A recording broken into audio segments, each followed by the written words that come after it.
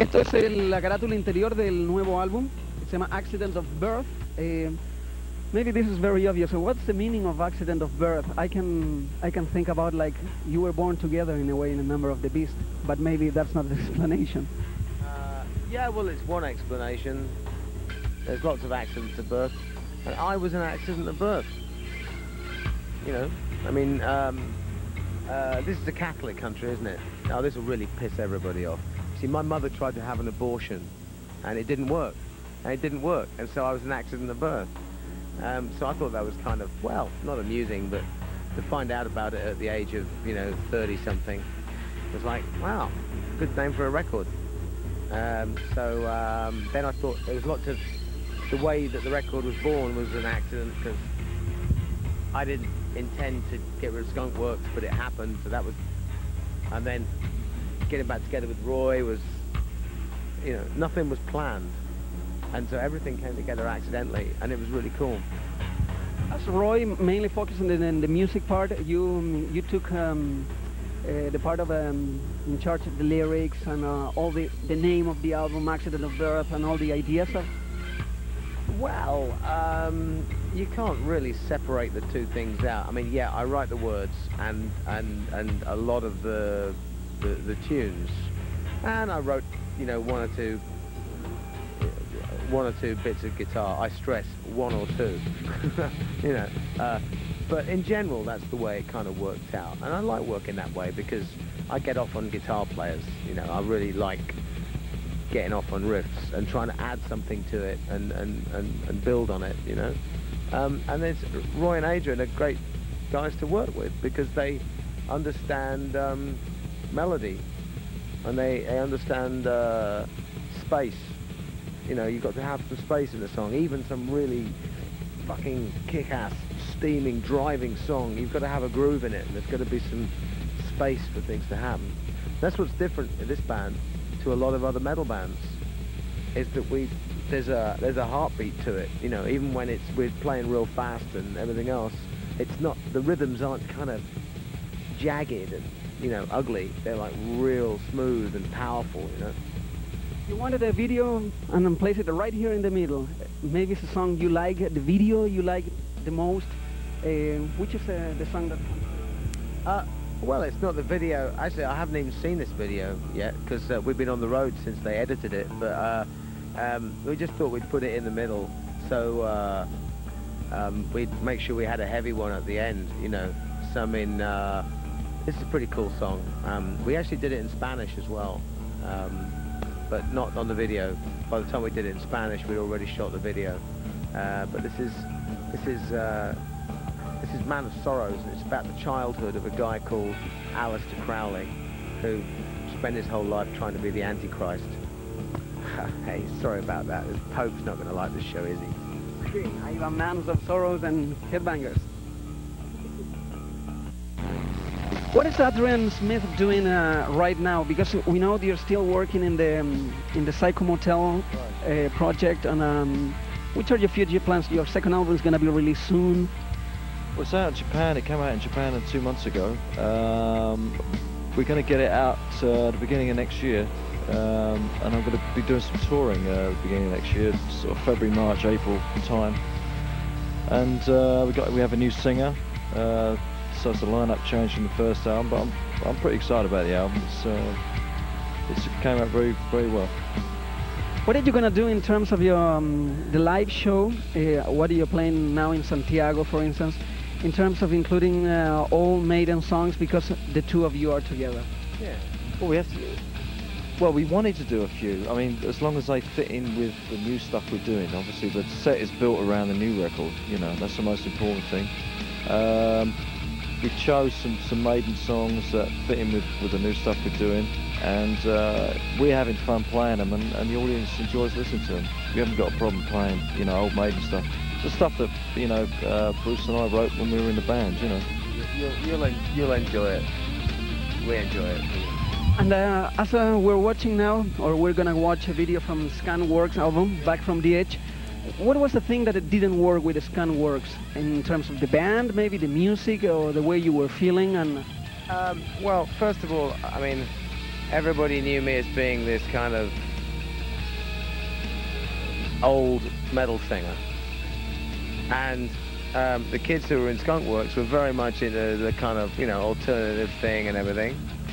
So, you know, the old metal fans didn't accept the alternative sound, and the alternative fans didn't accept, you know, the old metal singer, you know. So that was difficult. Ultimately, after about a year, I think the difference in where they wanted to go and where I wanted to go, we just sort of got together and in a very friendly way said, hey, this is not going to work on the next record, you know.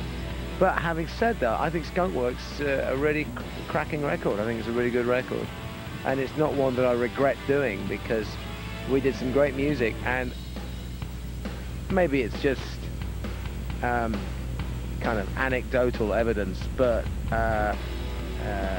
I'm getting journalists now who didn't like it 6 months ago, and they keep listening to it and they're going, you know, it was a great record.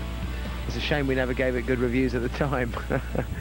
But there's, you know, sometimes that's the best way, you know, because I've built up, you know, with Tattooed and Balls and Skunkworks, I've built up a history of very different rock records, and all of them in their own way are very individual, and all of them, I think, have got some very good music on there.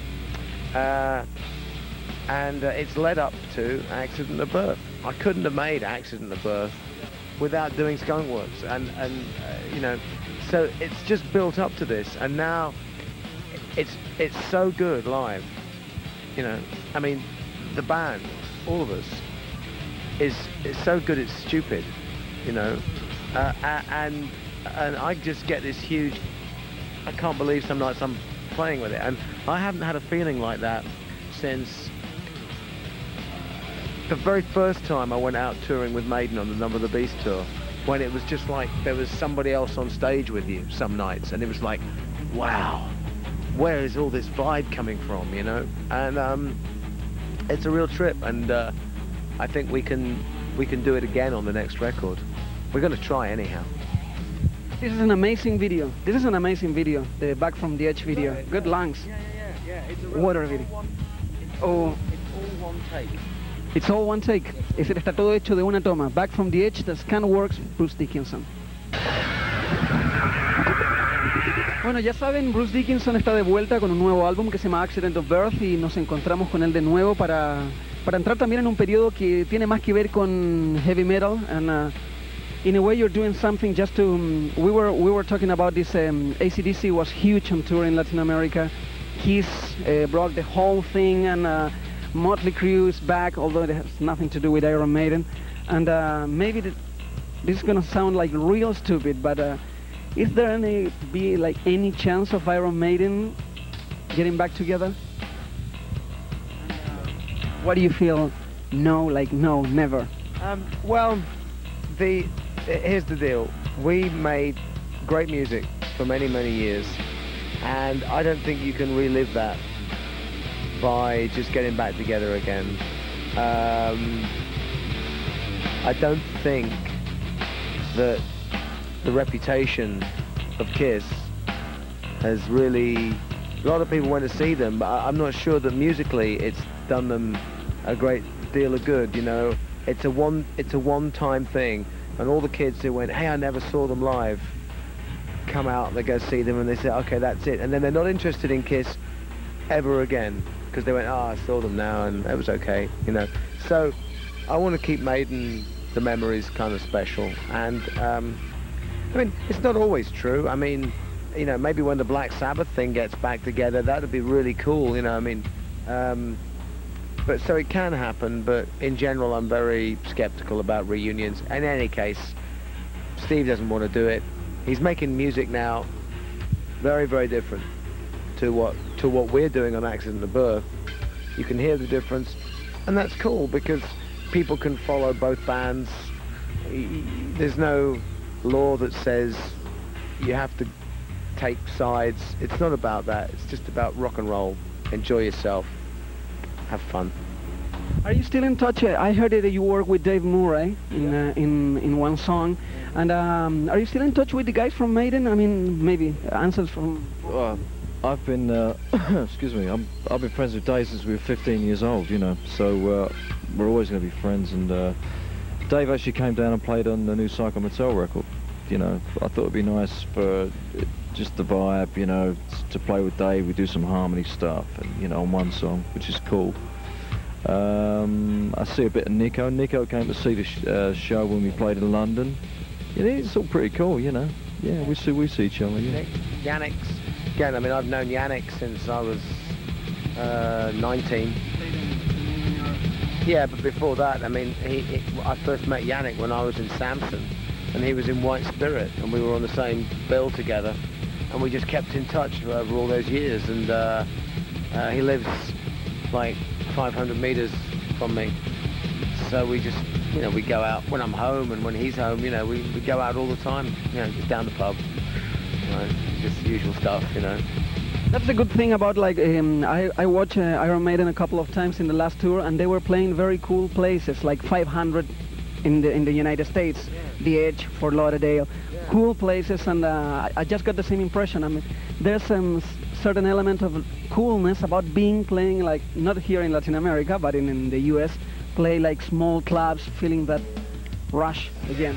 Yeah, I mean, we used to do, you know, huge gigs with Maiden, and we had a big production and the whole 9 yards. But, you know, there is something nice about stripping everything down and saying, well, this is just the music. We're playing these songs, and getting the excitement, you know, like that. And you can do that in a small club. You can't do it in an arena because you have to have a show. You have to have all the lights. People can't see you probably, you know. But, I want to thank you very much for this chance of doing Headbangers again. And Roy, maybe you can introduce this last video, and me dices por qué te gusta Road to Hell. Bueno, me gusta Road to Hell porque es una canción muy buena, pero Road to Hell fue una canción que, la primera canción que Adrian y Bruce hicieron desde que se reunieron, y es una canción que tiene el sonido que ellos siempre han hecho, y esta es la canción que se llama Road to Hell. You. Thank you. That's ahora viene el fight.